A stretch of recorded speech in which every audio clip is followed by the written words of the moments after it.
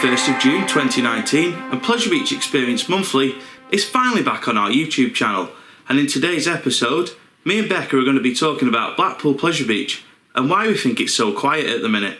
Also, we'll be hearing from Stuz and Mike about the upcoming America trip, which starts today, and also I'll be giving a few thoughts on the trip as well. So let's jump straight into it and hear from me and Becca on our thoughts on why we think the Pleasure Beach is so quiet at the minute.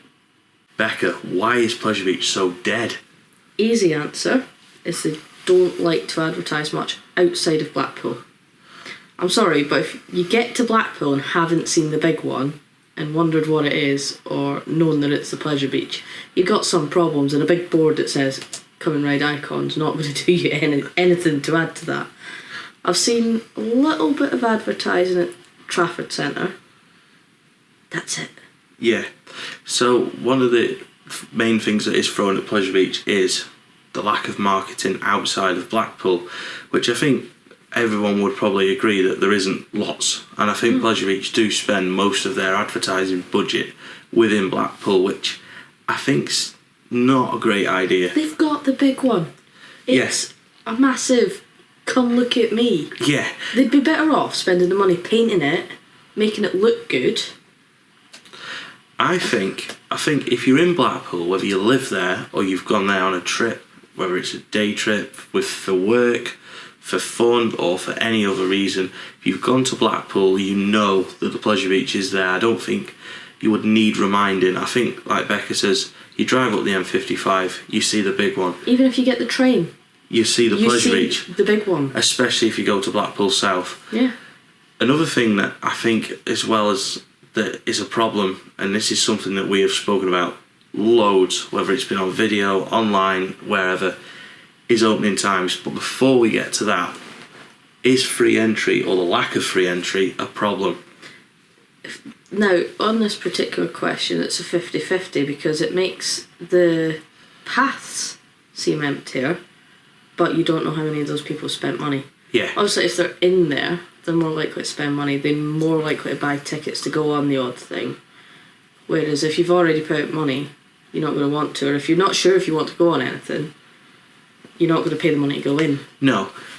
My opinion on this is very much a split one, because I've said since 2009 when they did it that there is good reasons to have it. One is child and family safety. As an example, with the closed gates and the paid entry fee, if you go in with your child and let your child, who's say 5, 6 or 7, go on some of the rides on their own while you sit and have a cuppa, the chances of them getting out of the park is remote. There is very little chance they will get out of the park on their own. If they go to the arena or north entrance on their own, chances are security are going to go, whoa, hold on a minute, where's your parents? Yeah. Or where's your brother, or where's your sister? Also, there's less chance of undesirable people getting in who would perhaps want to go in and do something that they shouldn't do in Nickelodeon land. Now, I'm not going to name these kind of people, but you know exactly what kind of people I'm talking about. There's also graffiti and all that kind of stuff that costs the park quite a lot. Yeah, but child safety is a big thing for the entry fee, I think, and that was brought in. That was one of the reasons it was brought in. And now that the entry fee is there, they can have school trips on, which means that parents who've got children that are 12 years upwards who are in school, quite happy to let their kids go to the Pleasure Beach on a school trip. Would that have happened when the park was free entry? I don't think so. I don't think school trips happened pre-Nickelodeon land. No, I'm pretty certain there was still school trips. I think it was just there had to be more adults with a group or something. Yeah. There was more rules and such. I don't remember seeing many, to be honest, but I think that's one of the things that has helped. The entry fee has helped. There's more school trips. But I think the problem with the entry fee is it started off at a fine price. There was nothing wrong with it. It started off as and now it's just looking greedy.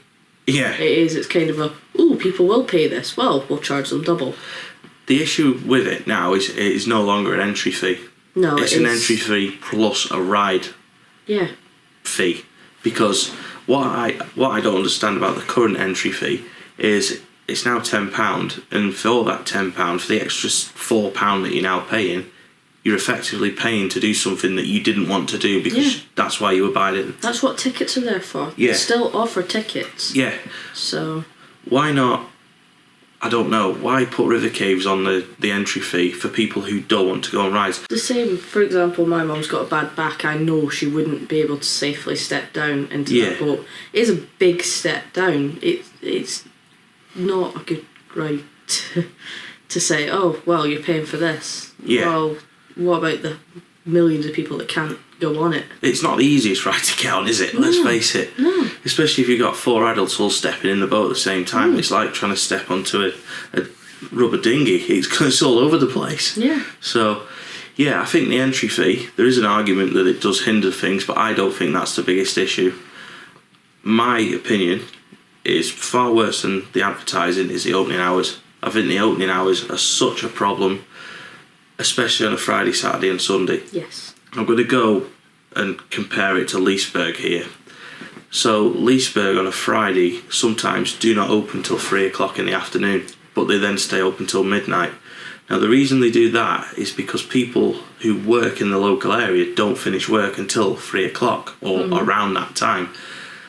So if the park is open, let's say 10 o'clock till 5 o'clock, when they finish work at 3 o'clock, get changed, get something to eat, go to Leesburg, they're not going to go in for, say, 1 hour.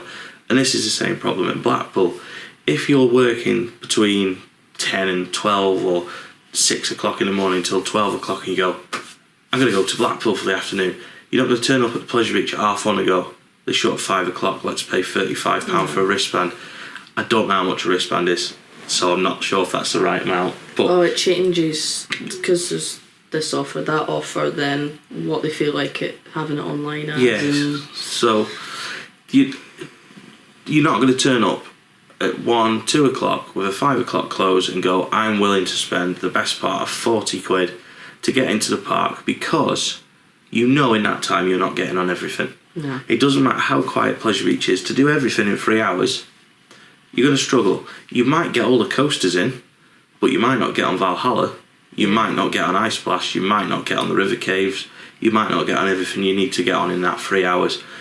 I've been to the Pleasure Beach a lot this season on quiet Fridays, and even I've not done everything. More out of choice than anything, because I could have done everything in the hours that were there. But I think if you go round at a chilled pace, you'll always struggle to do every single ride in the park. Now, if you're turning up and paying 40 quid, you want to ride every coaster in that park at least once. There's also another problem on top of this, and Nick Land's partly to blame. Because one thing I'm getting frustrated with is you'll all go off for your final rides. Yeah. For the last hour, sitting on big one, doing whatever, which is what we've all always done. Yeah. I'll go off to Nick Land and everything's closed. Yeah.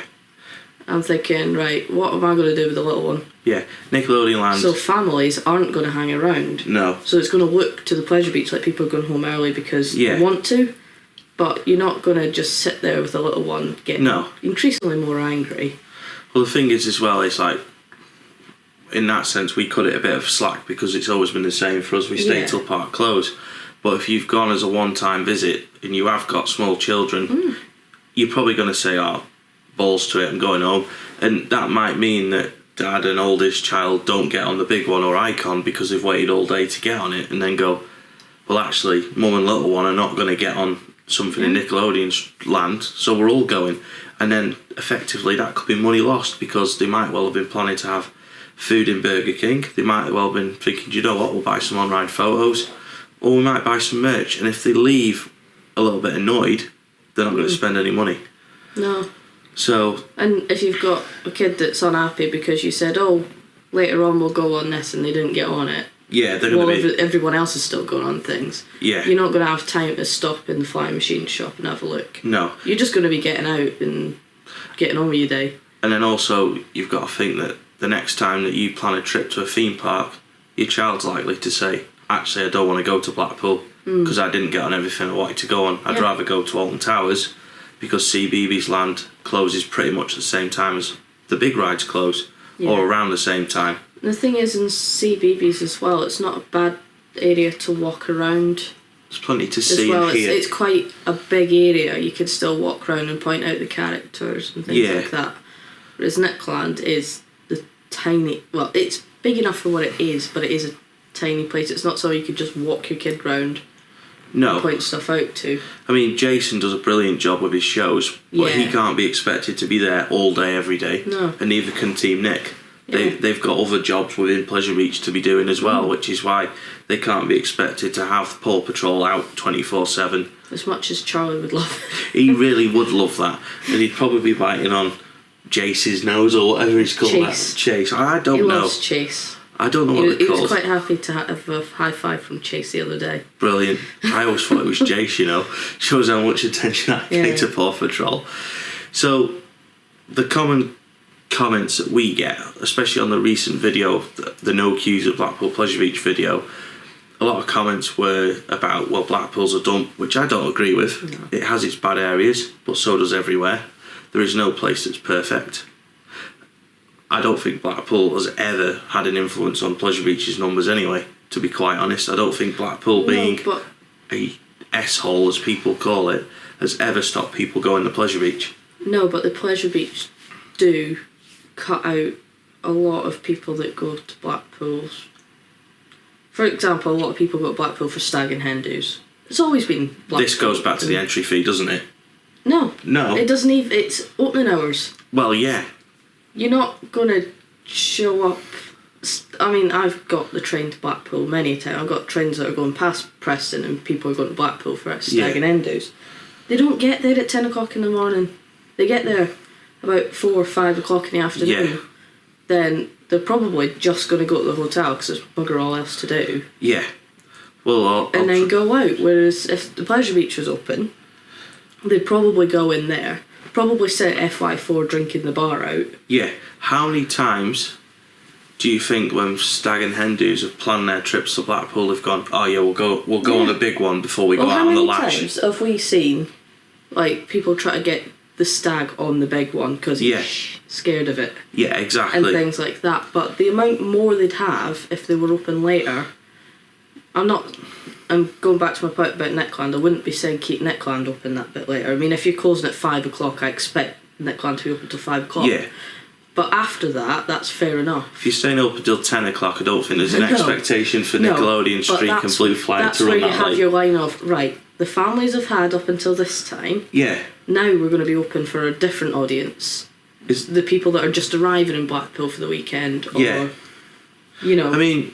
On that logic, let's say on a Friday they opened at dinner time and stayed open till 10 o'clock. Yeah. There could be the argument that after 7 o'clock it's free entry if you buy a ticket to go on the big one.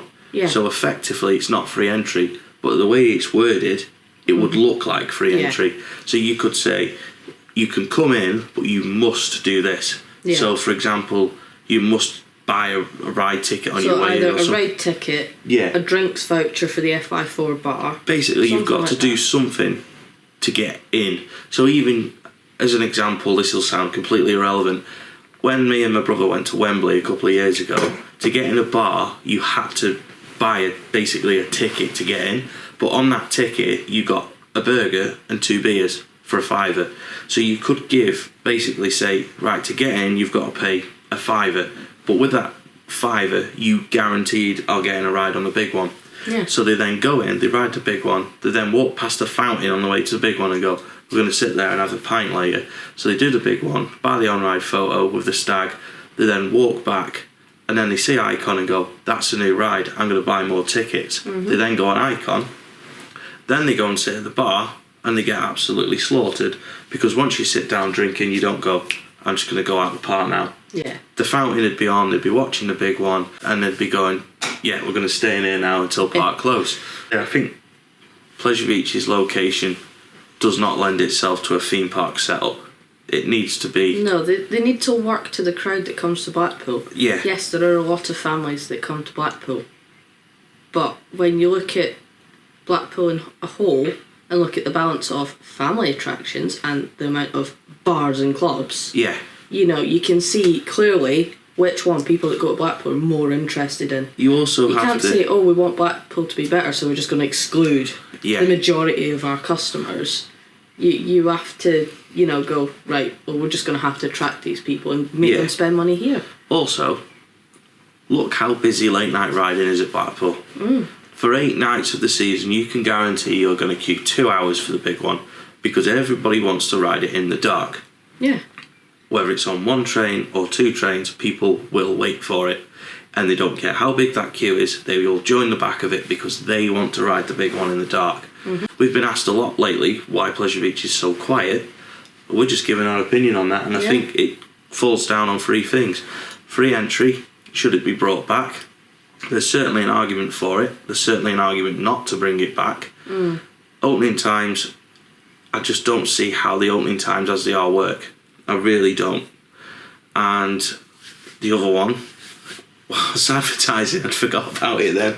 Shows how significant that one is. Yeah. But yeah, I think Becca can tell you this better than me. The Scottish love Blackpool. Yeah. Why not advertise in Scotland more? Maybe they do. It's just, they don't. They don't, though. I mean, for a lot of years before I moved down south, we didn't see anything. No. It used to be something we would see all the time.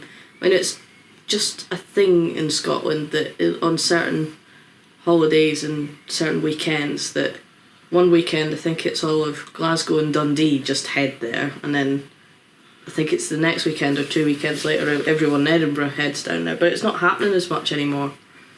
Can you imagine on that particular week, 10 o'clock close on a Friday, Saturday, maybe 7 or 8 on the Sunday because people have got to get home. But can you imagine Friday and Saturday 10 o'clock closes, especially during the illuminations or the summer, and they advertise in Scotland by saying if you bring a bottle of Iron Brew, which... It used to be Iron Brew caps. If you bring a bottle of Iron Brew or a cap, you get 50% off your wristband.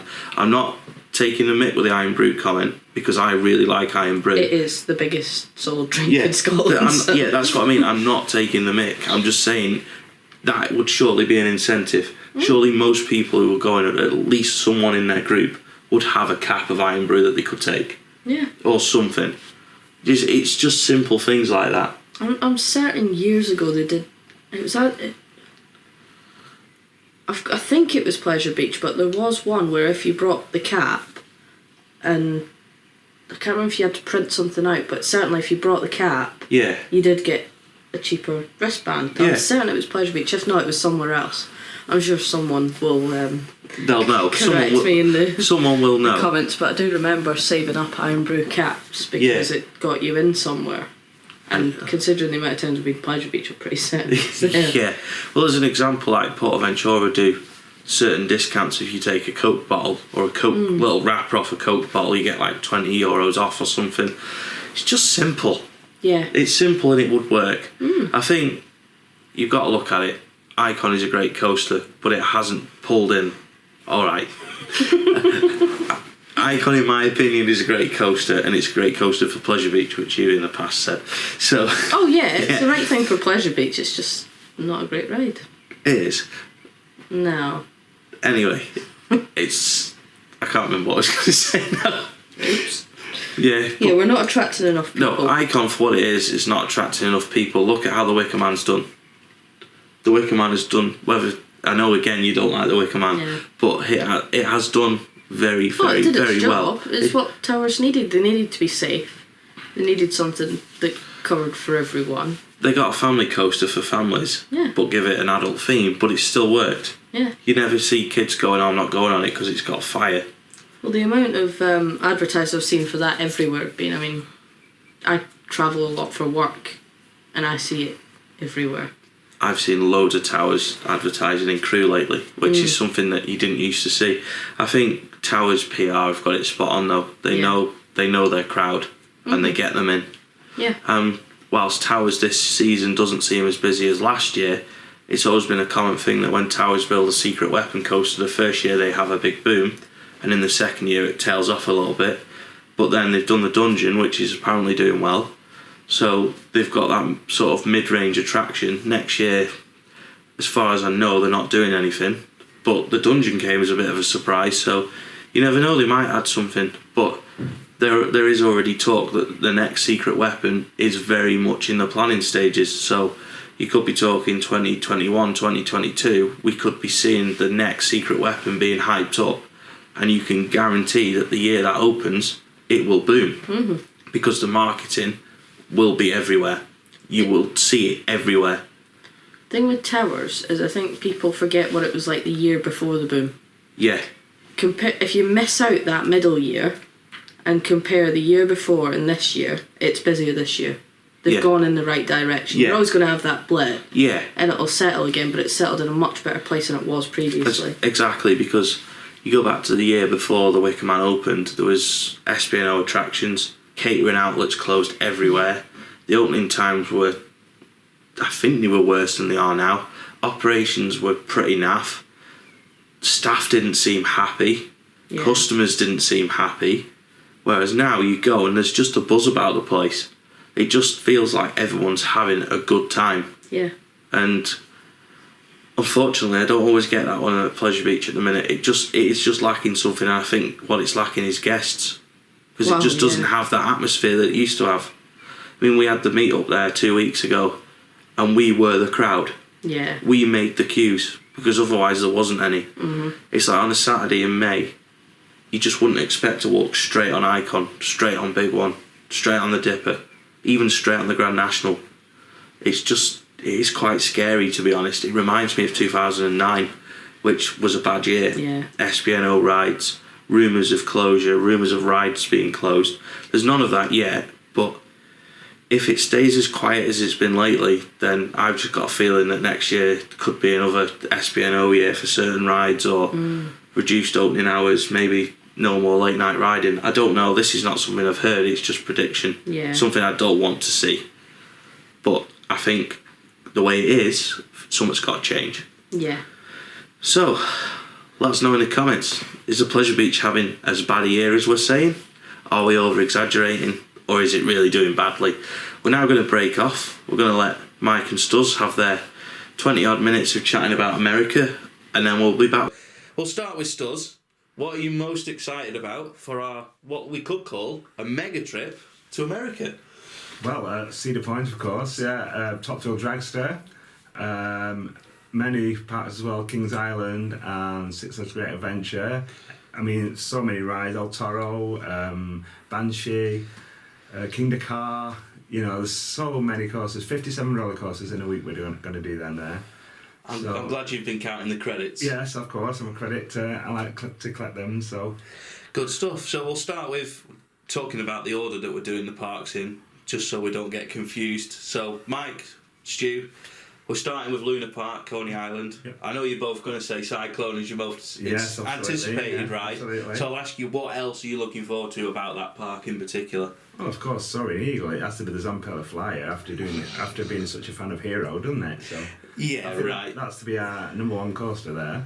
That's going to be the first coaster of the trip. Are you sure? Well, why not? Well, get it out of the way first. Get it out of the way. Well, yeah, start the week in pain, you know. You never know, it might be nice and smooth. No. I emphasise the word Zamperla. Yes. Zamperla. Yeah, so one thing I've been recommended that we should do is go to Nathan's Hot Dogs. So I don't know if you've heard of that. No. So hopefully people in the comments can let us know if it's worth doing. Absolutely, yeah. We'll probably give it a shot. Yes, we will. So anything else you're looking forward to? Seriously? Coney Island Mike in particular? Cyclone. Yeah. I think it's only 3 coasters there. No, there's 5 or 6. 6 coasters. 6 coasters. Coasters, what are they? Circus Coaster, Cyclone, Soaring Eagle, Steeplechase, Thunderbolt and Tickler. And Steeplechase isn't an arrow steeplechase. No. No, it's a little bit different.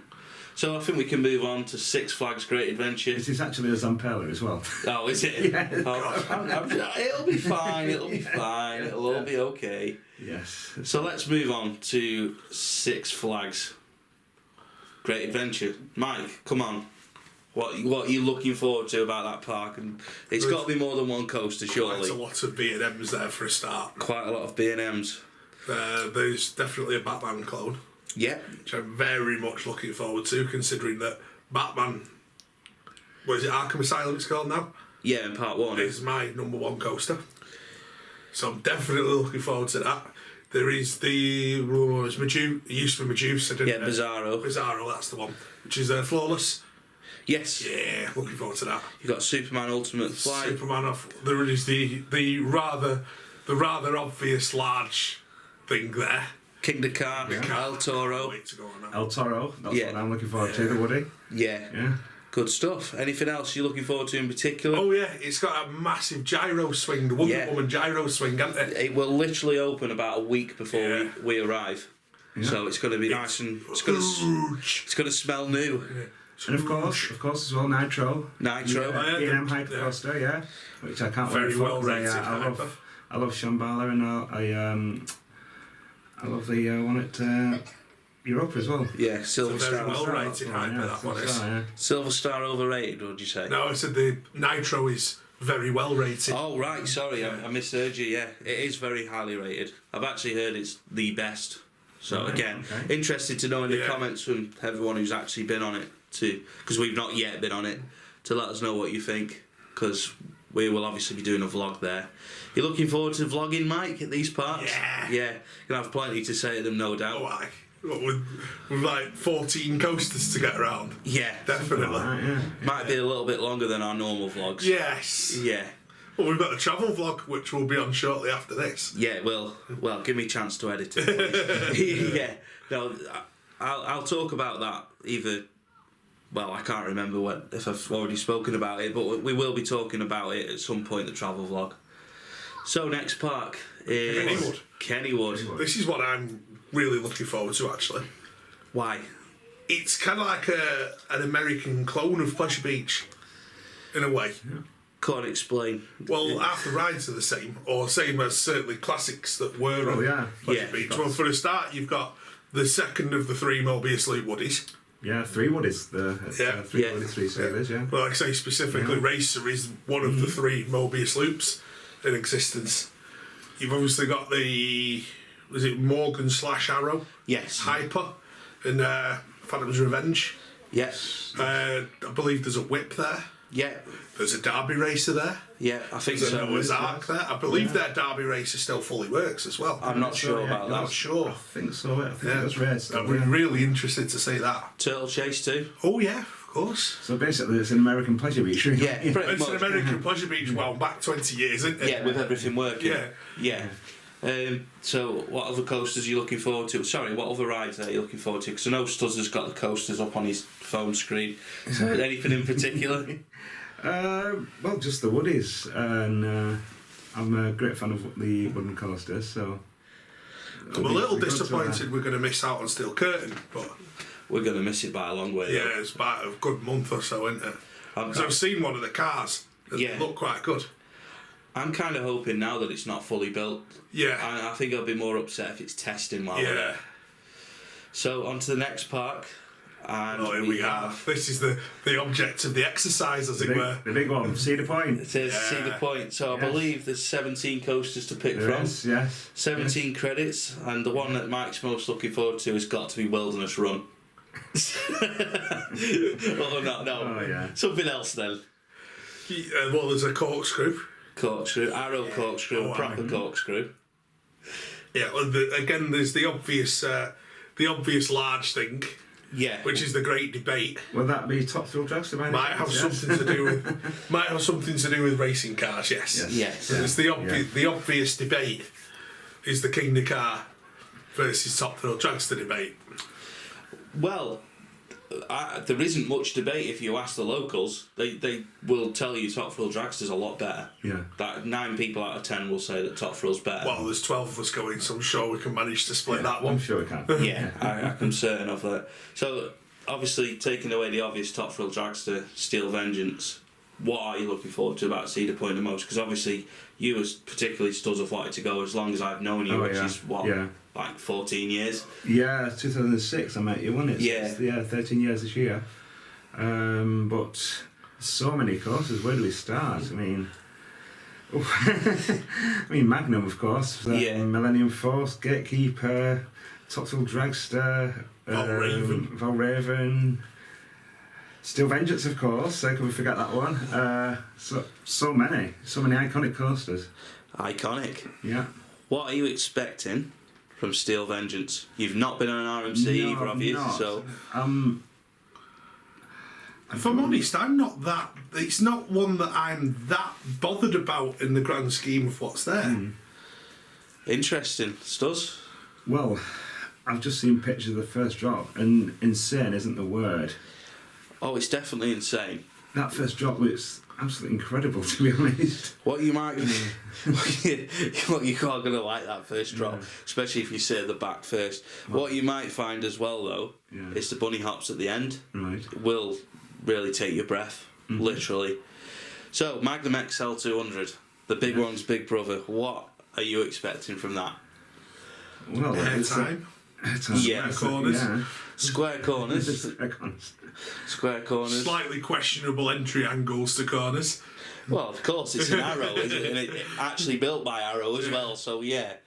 And then of course you've got stuff like Valraven, Raptor, Raptor's one of the ones I'm really looking forward to. Millennium Force. Gatekeeper, Wicked Twister. Yes. So many. So many. So if I had to give you one, and not Top Thrill Dragster, because that's too obvious for you. Yes. Yeah, you know. Other than Top Thrill Dragster, because I say that because we know how much you like launch coasters. Yeah, yeah. What is the other one that you're thinking, I can't wait for this? While he's thinking, I'm going to say Raptor. Raptor. I can't. You literally choose. can't. I literally can't choose. There's so many iconic coasters there. It's going to be like a dream come true for It you is, to it walk is, into that absolutely. park. Yeah. Even the drive up to it and you see it, it's like the Thor Pesk at Yeah. beginning, but it's like going to be like 10 times bigger and better than Thor. To give you an idea of what it's like, when you drive along Cedar Point Drive, as it's called, and you just see that skyline in the distance, your jaw drops. I bet. It really does. I think Thorpe looks really good from that perspective. Yeah, it does. But it is like that on a grand scale. Yeah. You think of Stealth, put an extra 200 odd foot on top as you drive up to it. Yeah. And then you've got Valraven, which is big one's height. Yeah. You know what I mean? Yeah. So that view is incredible. But we will be driving up in the dark, so we might not necessarily see it. No. So after one day at Cedar Point, we then go to Kings Island with unlimited fast pass. Fast lane, I should say. Fast Lane Plus. Fast lane plus, all you can eat. And obviously, you can drink. All you can drink, park entry. Which means America's about to run out of Coca-Cola. Yeah, I do suspect. definitely. You Definitely. two around it, though. Yeah. Yeah, absolutely. And we're still not sponsored by Coke. We're still waiting for the invite from them. Just thought I'd We mention. might be after that week. Yeah, exactly. Literally every clip in the vlogs will Somebody's have a got Coke. a Coke in their hand. Yeah, because we've got unlimited drinks at Cedar Pretty Point much every too. part we go to, haven't we? So Kings Island is something I'll talk about as well on camera at some point, about being probably my least favourite of the parks we're doing. Where would you say in terms of, are you most excited for this one, least excited, or is it just in the middle? It's middle, Quite in the middle, yeah. Yeah. It's the middle. I'm looking forward to them all, really. Yeah. They all offer different things, different courses. They're all different ages, like from the classics, like Pleasure Beach, to like the modern day courses, and so it's a mixed bag of everything, really. Are we going to stay until the end for a ride on the Beast? Because the Beast is yeah. apparently the best at night. Right. Might have to. well, we'll Yeah, have to, I think that's a lot of the comments I've This is- seen. This is something I'm really interested to see, because I hear a lot about the Beast, and this will probably fall into the same old rule about POVs. But watch its POVs, and I can't quite work out what the fuss is. From the POVs, there seems to be a lot of dead sections to it. Long straight sections. Like we mentioned about Millennium at Fantasy Island, where it's just got that weird bit of straight track. No, the Beast seems to have lots of sections of track like that don't appear to do anything. Yeah. I mean, I could be barking up the wrong tree completely here. Like I say, you never quite trust the coaster by its POV. No, exactly. So anything else you're looking forward to? There's obviously, again, quite a lot of coasters. There's Diamondback, is it? Well, yeah, Yeah. three I'm looking forward to. Banshee, Diamondback, and Mystic Timbers. There, yeah. Mystic I think Timbers. those are the three I'm looking forward to. I'm really looking forward to Banshee. Yeah. And are you aware they've got a Vekoma boomerang? Oh, They inverted boomerang. They've got A mini. They've got Vortex. Yes, the arrow. Vortex, the one that we were sat watching going, ow. Yes. It's the one that on the POV there's an audible yelp from the back of the train. That's just the camera squealing. Yeah, that is an arrow looper, Stuz. Are you prepared for that? I think so, yeah. Yeah. Is that the Invertigo, the one you were saying about? I think so. Rather than the giant. It's not a giant, is it? No, it's not a big standard one. Yeah, it's a little... That could hurt. Oh, it'd be fine. It'd be fine. Right. It's got Vortex to do. I'm sure it'll be fine. And then back to Cedar. Actually, there is one other coast I'm quite looking forward to there. Is the arrow suspended? Yeah. Oh, the bat. Yeah. We have been recommended to do that one first, yeah. so that will be done first. Yeah, on the basis it has no fast lane plus apparently. No, I don't think it does. Yeah, that's what the logic behind the suggestion was. Yeah. Again, it is worth mentioning that anyone that's watching this that has been to these parks or lives locally to these parks, we are literally doing these parks in the next couple of days. So I might have my dates wrong here, but I believe the 1st of June, which is today, which is today, while this video is on, we will be doing Coney Island this afternoon in American time. So we'll be arriving at 2 p.m. American time. So what's that here? About 7, 8 o'clock. It'll be in the evening. 7, 8 o'clock. Yeah, because we take UK time. No, I think it'd be a little earlier than that. Yeah, I'm not. It's a 5-hour distance. 5 hours behind us. Well, we yeah, fly at yeah. 7:30. Yeah, something like that. And Yeah. it's about an 8-hour flight, so Yeah. you're looking at about 3 or 4 o'clock in the afternoon, aren't you? Coney Island opens at 2 o'clock. Yeah. Yeah. But we land at 11:15 America Yeah. time. Right. Yeah, so we've got a couple of hours. So this video will have been on probably 8 or 9 hours by the time we enter Coney Island. So Coney Island opens 2 o'clock American time. Yeah. So on the 2nd of June is Six Flags. And then the 3rd of June is Kennywood.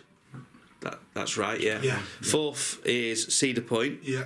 5th is Kings Island. 6th is Cedar Point, and 7th is Cedar Point for Costa Mania. The reason I want to mention these is if there's anyone that's watching that's local to these parks, we'd be more than happy to meet up and say hello and do a couple of rides with you, because that'd be cool. Because we appreciate the support that we get from everywhere. But there's quite a lot of people from America that comment, so it'd be nice to meet them if we can. Absolutely. Especially as the ones that are one-off chance to meet up with people and say hello as well. Especially if you're at Costa Mania, you will see us. Yeah. Because you'll probably hear me. Yeah. the thing is, we're all going to have PvE merch on as well. We will have for that one. Yeah, we will. Yeah, we will have most of the week. You will see at least 2 or 3 people each day have got PvE tops on. Yeah, exactly. I'll have a 40 top on, so. Well, yeah, we know that. It goes without saying. And if you can't spot you by that, you'll be riding the log flumes constantly. Yeah, that's true. If you see a very big splash on a log flume somewhere, you know what's caused it. Yeah, you. So, where were we up to? Cedar Point. We've done at Kings Island, Mania. back to Cedar Point. So, also we're doing me and Stuz are doing it, not Mike. We're doing the lift climb on Valraven. That's right, yeah. Yeah. So, looking forward to that. Absolutely, yeah. Yeah. Absolutely. And then on to Costa Mania. So, Mike, have you got the run through handy, or do you want me I've got a rough idea of it. Yeah. So we arrive at crack of dawn, about 6 o'clock in the morning. Breakfast, and then we'll sort of welcome. Yeah. Then is it the Q&A after that, or is it the ERTs? No, it's ERTs. First? So 3 hours of ERTs, isn't it? Yeah, something like that. So, 'Cause I know we're joined on the final hour. We're joined by the regular hotel guests. yes. Because it's That's standard for Cedar Point. So, if I give you this, Mike, there is the full run through at the bottom of the screen. yeah. So R6 arrive 7 till 9. Millennium Force, Valraven, Gatekeeper, and Raptor. ERTs. So you will find me on Raptor. Yes. Most likely. I probably actually, to be fair, I can see me running round them B&Ms. Yeah. I really can. Because Valraven, I'm really looking forward to. Yeah. I believe that's got the vests on it. It has got the vest. Yeah, that's something I'm really looking forward to, is seeing just what that drop feels like with nothing on my shoulders, really, realistically. I mean, I've been on Shambhala, which has a very steep drop. Yeah. And absolutely nothing on my upper body whatsoever on that. So I'm interested to see the completely vertical drop. Yeah. With minimal. They're a lot more restrictive than you might think. They do hug you quite a bit, those restraints. Raptor, I've said. Yeah. I'm really looking forward to that one. And then 9 till 10 we get the Hotel ERTs as well. As Coaster Mania. Yeah, so Wicked Twister, Blue Streak and Raptor. Yeah. What are you guys expecting from Blue Streak? Cedar Point's classic wooden coaster. Very similar to Dipper or the National. Yeah, I would hope That's so. what we're expecting, yeah. What year it does? You've got the dates when we're built. I will get the dates up now. It was, what I can tell you is that it feels a lot like Big Dipper meets Nickelodeon Streak. The Blue Streak was Opened 1964. 1964. So it's a more modern Woody. More modern than... More modern. Yeah. Even Yeah. more modern than what the Wild Mouse was. That's Yeah. right, it was 1958, wasn't it? Yeah. So, Yeah. But yeah, it does feel Old like school. Roller Coaster meets Big Dipper. That is what it feels like. So go on, Mike, carry on with the layout. Then after that, well, we've got all day really to do Coaster Mania Cruise. Yeah. We'll get a slot for that anyway. Yeah, so we could do that. That's something I'm actually really looking forward to. Yeah. Cruise around the lake. Yeah. It looks like a fantastic setting. I mean, just looking at pictures, the whole setting of the place looks amazing. Yeah. I mean, I'm half thinking here, standing out on the beach at Pleasure Beach and looking out at the park. Yeah. I'm half thinking that sort of. That's what it's going to be like, but with a lot more again, coasters. It's huge. Yeah. And of course, me and Stuz, Mullet, John, pretty much everyone except for you and Jamie are in hotel breakers. Yeah. And we're going to be waking up to the sound of Magnum XL 200, which I'm going to be rather giddy about, I must admit. Yeah. Well, what could you wake up to be honest, yeah? Yeah, Next thing exactly. we've got is the lunch. Yeah. 11 till 1. 5 the Q&A. Yeah. Which again, I'm really looking forward to. Yeah, the Q&A's with who? For... It doesn't say. Does it not Just say? says Coaster Mania Q&A. Oh, okay, fair enough. And then 10 at night till midnight. Top Thrill, Magnum and Wilderness Run. I will be sat on Magnum for the whole hour and a half. Might be. Just stick me on Top Thrill. Yeah. And then 11 till 1:30 in the morning, if any of us are still alive by then. Yes, we'll still be going. Skyhawk, Cedar Creek Mine Ride, Steel Vengeance and Maverick. So I suspect out of that I might be on Maverick. And that is our, Steel Vengeance. Yeah, that is our last day Yeah. on this trip. So we'll probably be a lot like zombies by then. Yes, and we'll all be bright red Yeah. through... Yeah, we'll all be lobster-fied. We're all British, so... yeah, exactly. So, sweepstake time. Who is going to be the first person that doesn't make it to a park for opening? Stuz. It's Stuz. I'm going with Stuz or Jimmy. Probably me, yeah. Probably you. Yeah. Because obviously we're on the go quite a bit to start with, but when we get to Cedar Point it gets a little bit more relaxed. Yes. Except for the last 2 days. See, that's actually why that is the reason why I've elected not to do the sunrise tour. Is because I just looked at the timings. I thought it's just going to absolutely destroy me. So I looked at it. I thought I'll have a lie-in that morning. As much as I'd love to have done it, I'll have a lie-in. Rich is doing the same. Mullet, Yeah. he's doing exactly the same. He said, no, I'm not doing it. Because I thought not only is it an 6:30 get up, but I've done Walk the Big One, Yeah. and it's very hard. I mean, Walk the Big One is hard enough on its own. Yeah. So there's the added sort of strain of a coaster climb, and it's rather steeper than the big one. Yeah. Just a little bit. Just a bit. It's Yeah. like that, innit? So Yeah, exactly. So, that is pretty much it from you guys in terms of what you're looking forward to in America. So, any more expectations from what you expect to happen within the group? Any daftness? Do you reckon Mike's going to fall over? Plenty of daftness Yeah. from this lad here, Yeah. as there normally is. Yeah. We'll see how many times he falls asleep or trips I'm putting odds on at one point that Stuz ends up in our car on one of the journeys. Like, because he's too slow getting Yeah. ready in the morning. I'm putting odds on that. Yeah. Yeah, because Andy will not wait. No. So, yeah. And my expectation is that Mike will fall asleep at least once in every park. Well, it's standard procedure, isn't it? It's that, standard so- procedure. We've heard from Stuz, we've heard from Mike, and now we're coming to the end of June's episode of Pleasure Beach Experience Monthly.